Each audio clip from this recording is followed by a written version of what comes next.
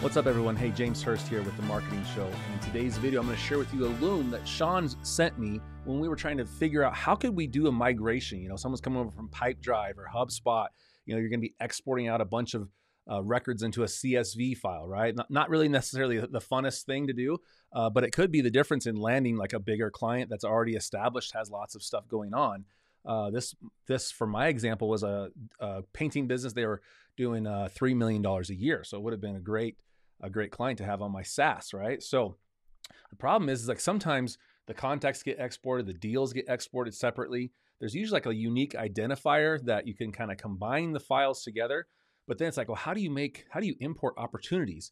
And Shaun's going to kind of show you how to do that using a workflow. So I'll go ahead and kick this off, and then I'll jump back in at the end and wrap it up. Okay, so here's Shaun.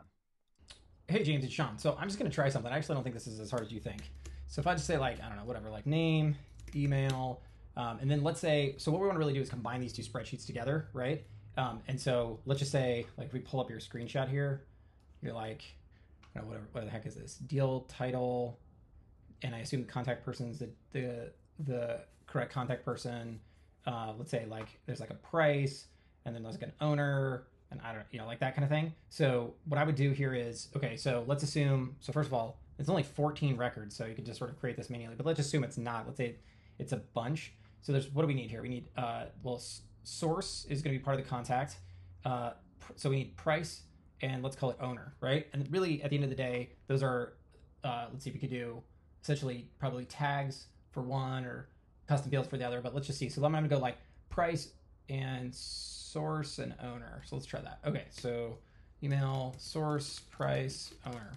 And so if I look at, like, let's just take that first one, Chris Downey. I mean, he's not in this top one here. So, I mean, maybe this is just like a, whatever, some example or something. But let's just say it's like cdowney@gmail.com. He came out of Home Advisor. And it's $118.90 or something, $118.64. Okay, cool. And it's owned by Dominic Craig. Okay, Dominic Craig. Okay, so then what I would do is like test lead sheet. Okay, so then what I would do is I would literally, let's just see, let's get out of this account. Let's go to like this account. Okay, so what I would do is I would sort of use a workflow to kind of help me with this, right? So we really want to do a couple of things. So if we look at this, obviously we want to bring this in. We also want to create an opportunity out of it, right? And we want to probably assign the lead to Dominic Craig, something like that, and obviously put the price as $118.64. So one thing I want him to do for myself here is I'm going to create a custom field of type monetary. I'm going to call this lead value. I could even potentially drop this later, but for whatever, I'll just add it in. And then what I'm going to do here is I'll let that save. And then over here, the owner, Dominic Craig, right, is essentially just a tag, in my opinion. I'm trying to remember if you can upload and assign an owner, but whatever. So let's just say Dominic Craig, and then actually, let me think about this. Let's just see what happens here. So, okay, so I've got that. So just to get started, I'm gonna be like, all right, download, CSV, it's on the download. So I'm gonna go over here, I'm gonna go into here, and I'm gonna say, all right, I want to import, and then I'm gonna grab that CSV I just downloaded. Boom, boom. Okay, cool. Next. All right, now what is it gonna do for me here? Sorry, I couldn't help cool. that. So it's like, all right, we know what the name is, we know the email is, we know the source. That's cool, but we don't know what this whole price thing is, and we don't know what Dominic Craig is. So first thing I know for sure, I put in lead value, so that'll work. Now, what else do I have here? Do I have like an owner assigned?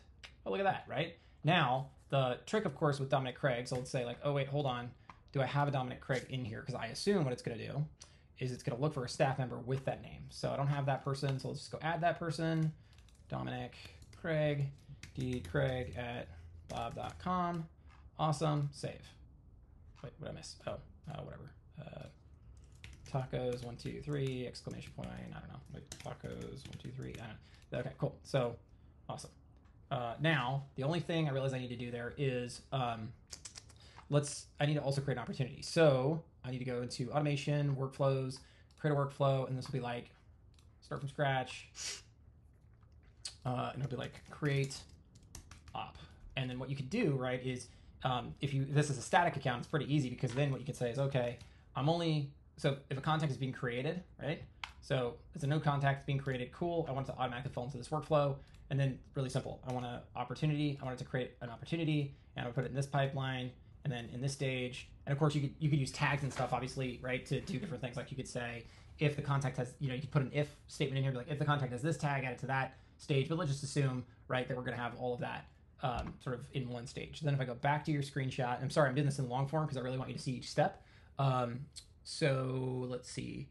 Deal contact person, deal title. So the deal title nicely is the contact. So that's easy, right? So then it's like, okay, opportunity name, whoop, hit this little thing right here, contact dot full name, opportunity source, contact dot source. Lead value, of course, is going to be contact, custom fields, lead value, and status will be open, and save, right? So basically, publish, save. All right, so I'm a big fan of testing stuff. So that's why I like to do one silly contacts instead of a bunch, because if you mess it up, it's kind of a pain to undo it. So let's go back here and next. So price, of course, is going to be, what was it? Lead value. And then Dominic Craig is going to be assigned. There we go. Next, import name, advanced, based on email, add tags. It's ironic enough, actually, you can actually automatically add that to the workflow right here. So you don't even have to trigger it. So heads up. That's cool. What a good feature. Okay, submit. So what should happen here is our friend complete. Okay, so we go back to contacts. First of all, did we get our guy here, Chris? Yep, we did. Awesome. Chris is in here. Now let's check his additional fields. Yep, lead value, check. He's assigned to Dominic Craig up here, so the assignment was correct. It worked. That's also cool. So now if we roll over to opportunities, what are we going to see?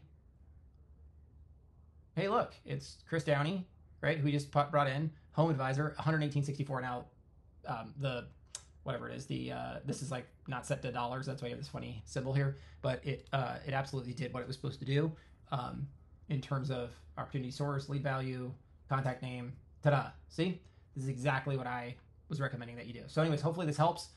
Sorry for such a long video, but let me know if you have any questions. Thanks. Please don't apologize, Shaun. No, it's super cool of him to shoot that for us. And yeah, so what he was saying there, instead of a contact created workflow trigger, you really wouldn't want that, because then that next contact that gets made is going to have the opportunity made.